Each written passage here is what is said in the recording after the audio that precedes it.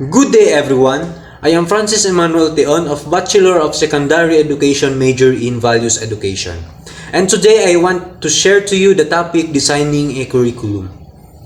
A curriculum design is used to arrange courses, creating schedules, and design lesson plans. The overall process involves coursework, educational analysis, and activities that lead to academic success. Another reason behind creating a curriculum is to meet the school teaching standards. Whatever your motives, the focus should remain on creating a seamless education experience.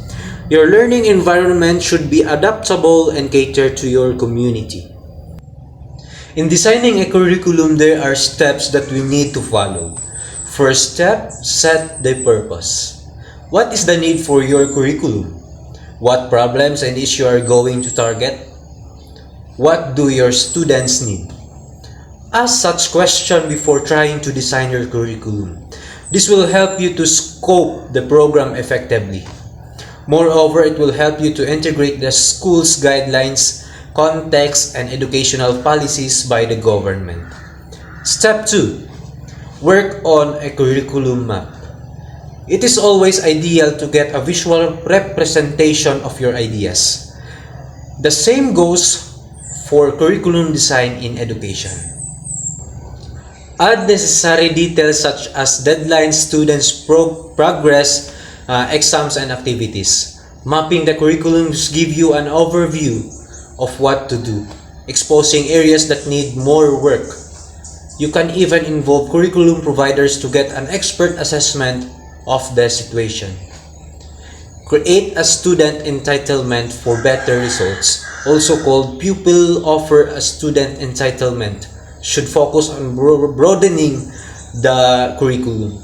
It can include enrichment experiences such as extracurricular activities and educational visits. Step 3. List the intended outcomes. Now it's the time to state the intended outcomes that a listener will gain by participating in curriculum design. This section should include the defined outcomes, the components surrounding the outcomes, some examples, and an overview of learning tendencies. Step 4. Arrange curriculum content. This is the meaty part of the process, as you will decide the what's, when's, and why's of teaching. You will also select the subject and concepts the curriculum will cover. How these aspects interconnect with other subjects should also be on your list. This will require a further breakdown of the components. Thus, the content must be carefully structured, revamped, and designed. Step 5. Set up the curriculum design delivery. Now that the educational program design is taking form, you need to plan its delivery. This step will focus on picking learning styles, actively design worksheets, and different delivery modes. Another crucial part of this step is to pick the right resources.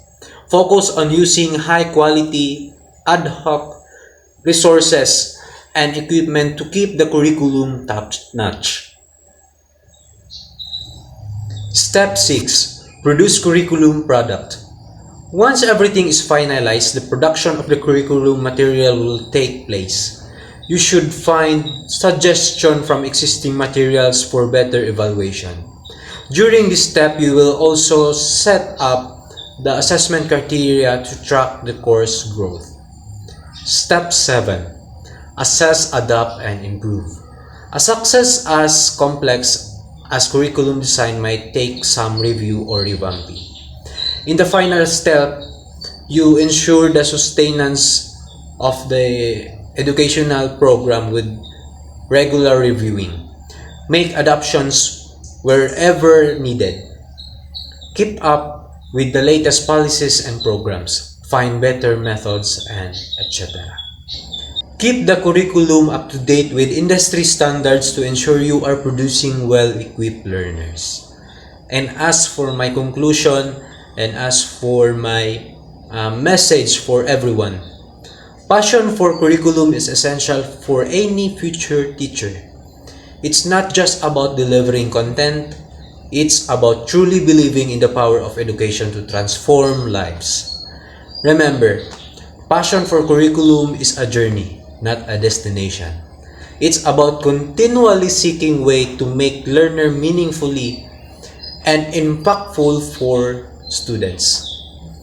Embrace the challenge, stay curious, and let your passion for education shine. Thank you for listening and God bless us all.